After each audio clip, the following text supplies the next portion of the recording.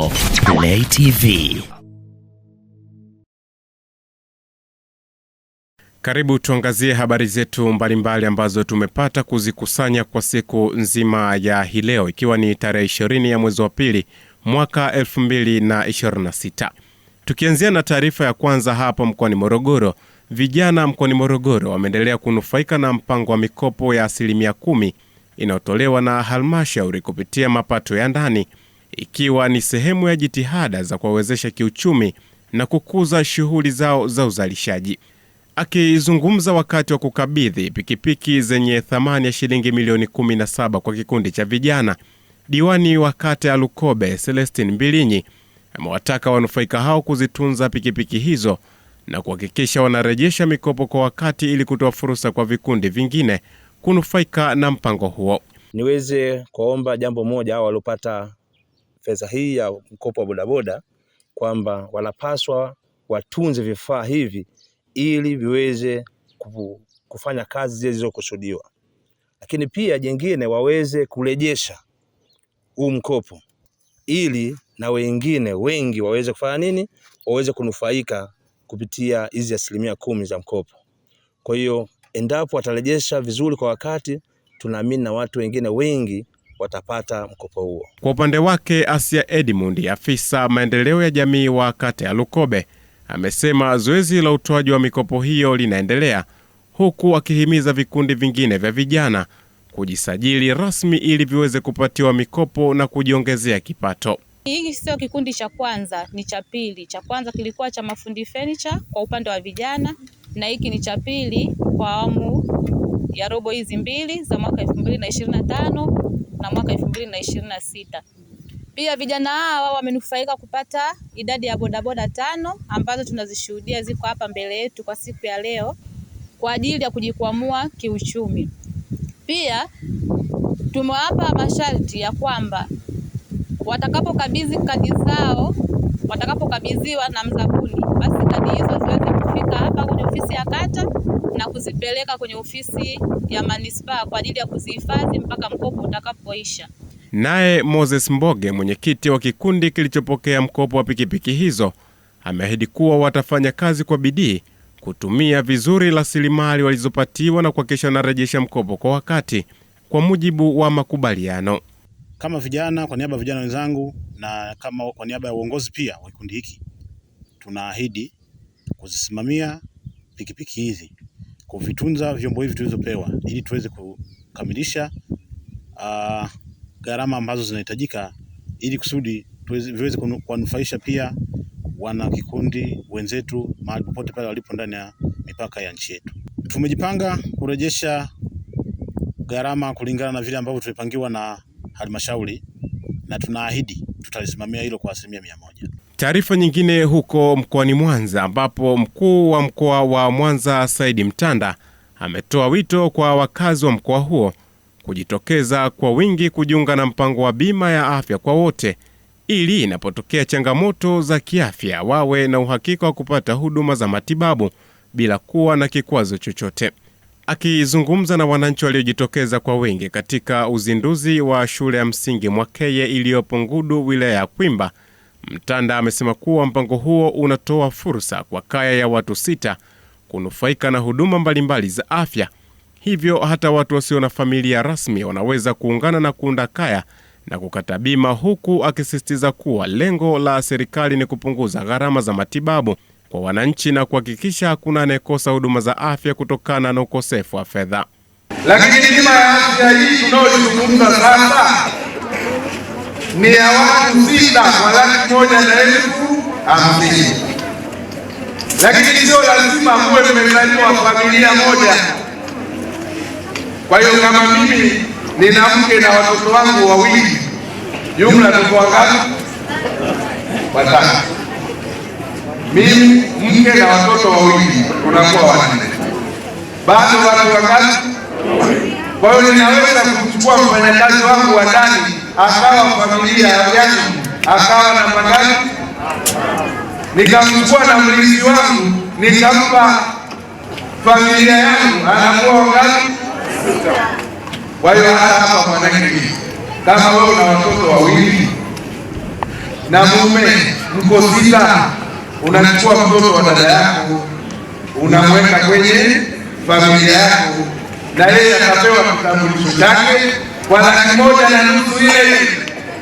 Tukijiunga na bima ya afya, kila mtu atatibiwa kwa gharama ya Rand150,000. Lakini hapa Mwanake wapo wafugaji wa kondoo na mbuzi, wapo. Kama wewe una fedha lakini una kondoo mmoja, kondoo ni Rand150,000, wewe unampeleka pale kwa mwenyekiti wa kijiji, mwambie nakupa kondoo, waambie serikali wanipe bima ya afya mimi na watu wangu. Kwa hiyo serikali inachukua kondoo, sisi tunajua tunampeleka wapi, halafu wewe unapewa bima ya afya. Kwa hiyo hatakiwi mtu yoyote kukosa bima ya afya. Baraza la Taifa la Hifadhi na Usimamizi wa Mazingira NEMC limepokea gari la maabara inayotembea mobile laboratory lenye thamani ya takribani shilingi milioni 715 itakaosaidia kufanya uchunguzi wa mazingira kwa haraka na kwa ufanisi zaidi katika maeneo mbalimbali nchini. Akizungumza mara baada ya makabidhiano ya maabara hiyo jijini Dar es Salaam, mkurugenzi mkuu wa NEMC Dr. Immaculate Semesi amesema gari hilo litasaidia kupunguza gharama na muda wa uchunguzi wa sampuli, huku yote hayo yakifanyika kwa ufanisi mkubwa. Moja ya miundombinu hiyo ni kuwa na maabara inayotembea ambayo inafanya tathmini ya athari katika mazingira yetu nchini. Mradi huu ulianza 2020 na unaenda tamati mwaka huu 2026 mwezi Juni, na moja ya matokeo makubwa kabisa na malengo nyeti ambayo yanaenda kuwezesha usimamizi wa sheria yetu ya mazingira nchini ni kuwa na usafiri huu ambao ndani yake kuna maabara. Tunawashukuru sana wenzetu wa Sweden na kupitia programu yake ya maendeleo ya SIDA kwa kuwezesha mradi huu. Gari hili lina thamani ya shilingi milioni 715, si ndio? Lina thamani ya shilingi milioni 715, lakini kama mnavyotambua baraza lina kanda 13 na ni matarajio yetu kwamba tutapata magari kama haya 12 zaidi ili kurahisisha huduma. Kwa upande wake, meneja programu za mazingira na hali ya hewa kutoka ubalozi wa Sweden, Stefan Mwakifwamba, amesema gari hilo ni sehemu ya mradi unaofadhiliwa na serikali ya Sweden kupitia shirika la maendeleo la SIDA ambao unagharimu dola milioni 3 kwa lengo la kuimarisha usimamizi wa mazingira nchini. Kama wadau wa maendeleo, jukumu letu kubwa ni kuchangia maendeleo pale serikali inapofanya, basi sisi tunachangia pale. Nia kubwa ni kuwa na mazingira endelevu kwa ajili ya ustawi wa wananchi wetu. Yetu hii itakuwa pia ina drone ambapo inaweza ikachukua sampuli sehemu korofi hata zilizojificha, tunaituma tu inaenda.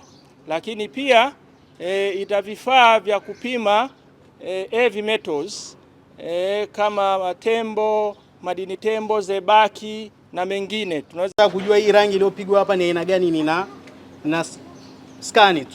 Kwa hiyo itaniambia content za hii rangi yote hapa. Kwa hiyo kifaa ni kizuri kwa ajili ya kudetermine kwamba kama kitu chochote ambacho tumeletewa labda kwa ajili ya disposal au chochote ambacho. Lisungu David Kambona, Bongo Play TV, Dar es Salaam.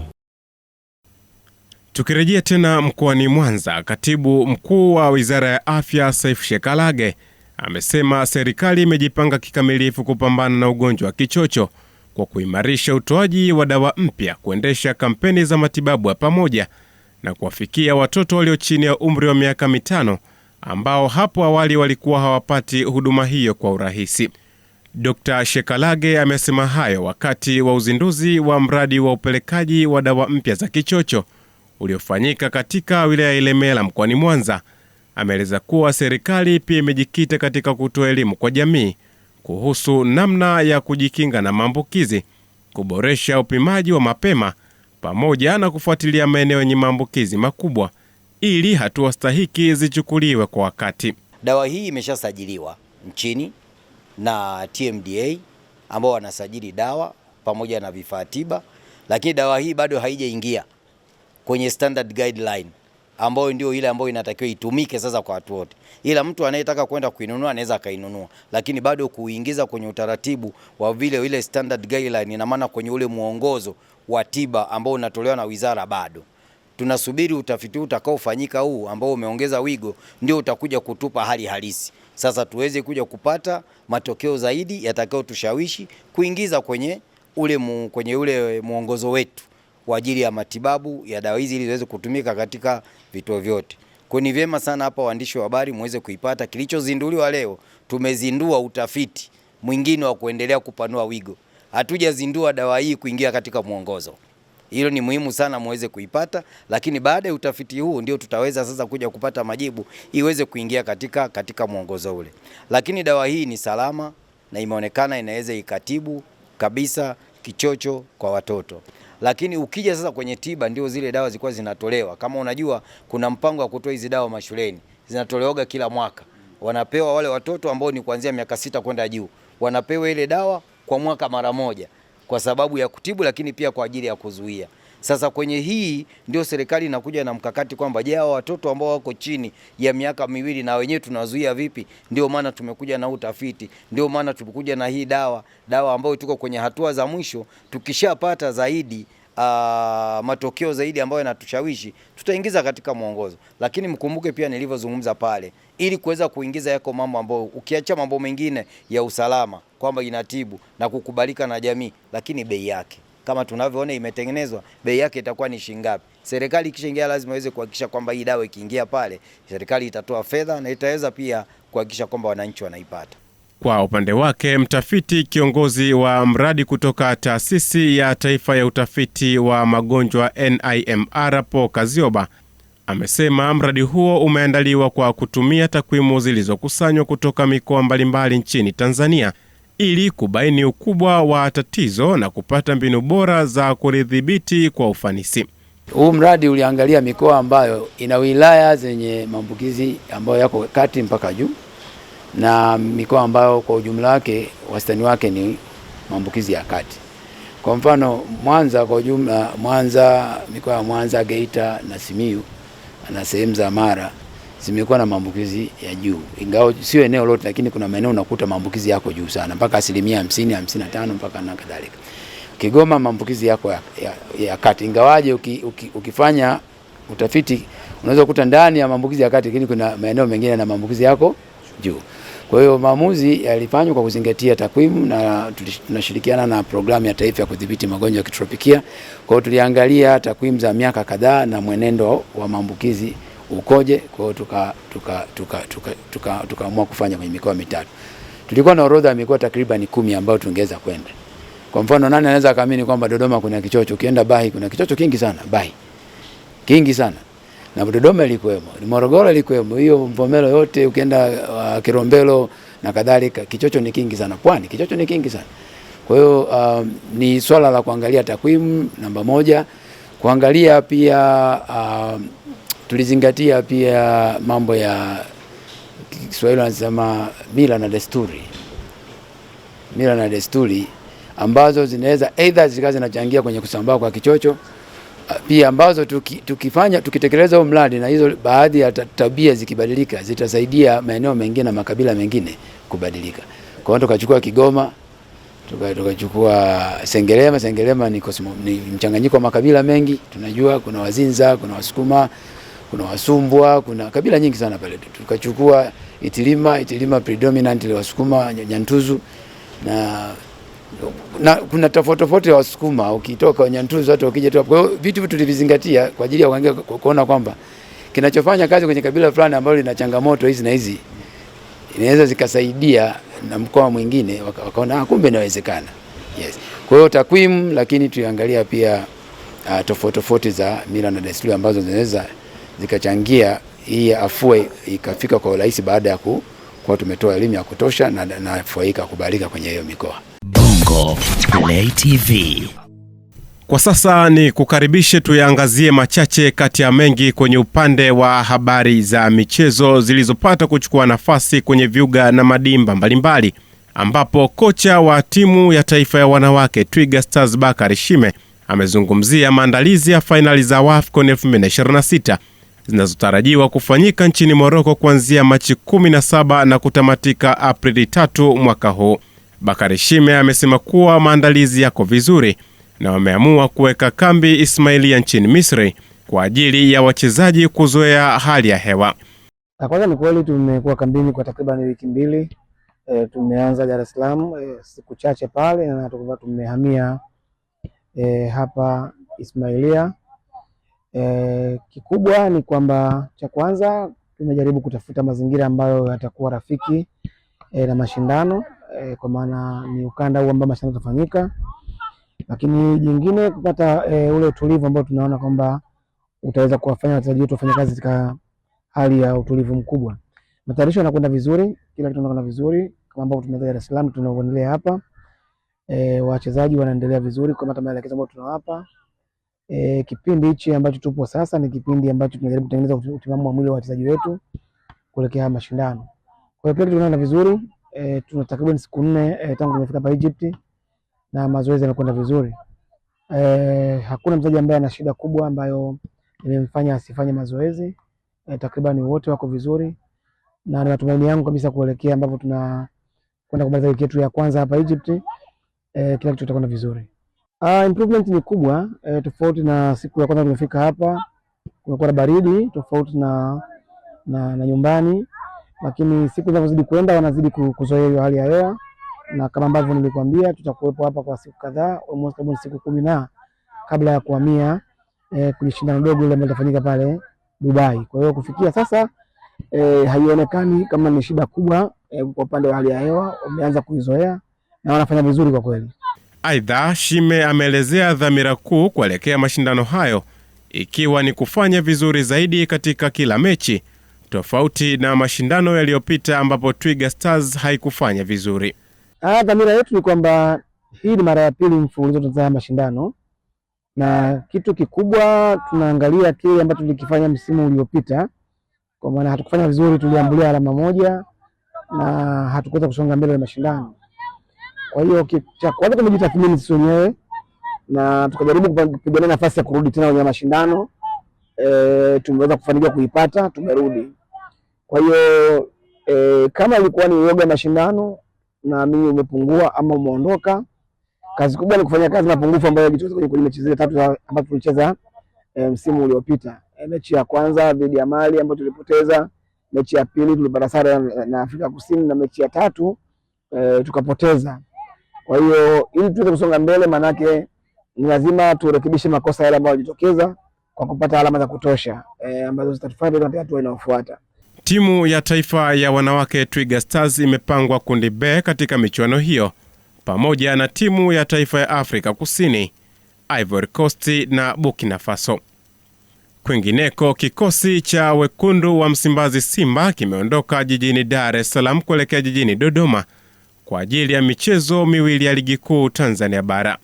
Mchezo wa mwisho wa ligi kuu Tanzania bara, Simba ilibuka na ushindi wa mabao 2-0 dhidi ya KMC kwenye uwanja wa KMC Complex Mwenge jijini Dar es Salaam. Mpaka sasa Simba inashika nafasi ya 7 kwenye msimamo wa ligi kuu Tanzania bara, ambapo imejikusanyia alama 19 ikiwa imecheza michezo 8 pekee.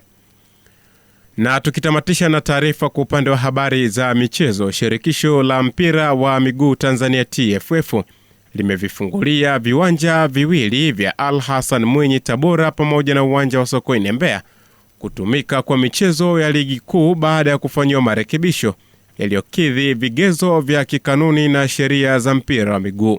Viwanja hivyo vilifungiwa kutokana na miundombinu kutofaa kutumika kama ilivyoainishwa kwenye masharti ya kanuni ya leseni za klabu, na vimekaguliwa na kukidhi vigezo vya kikanuni baada ya marekebisho yaliyoelekezwa kufanyika. TFF inaendelea kuzikumbusha klabu kuendelea kuboresha na kutunza miundombinu ya viwanja vyao vya nyumbani kwa kushirikiana na wamiliki kwa klabu ambazo hazimiliki viwanja, ili michezo ya ligi ichezwe kwenye viwanja bora vinavyosaidia kuongeza ushindani na thamani ya ligi. Na kwa siku nzima ya hii leo tunatamatisha hivyo kwenye habari ambazo tumezikusanya. ni kutakie utazamaji mwema wa vipindi vingine vinavyoendelea. Vile vile ni kutakie mfungo mwema wa mwezi mtukufu wa Ramadhani na Kwaresma njema, lakini pia uwe na usiku mwema. Bongo Play TV.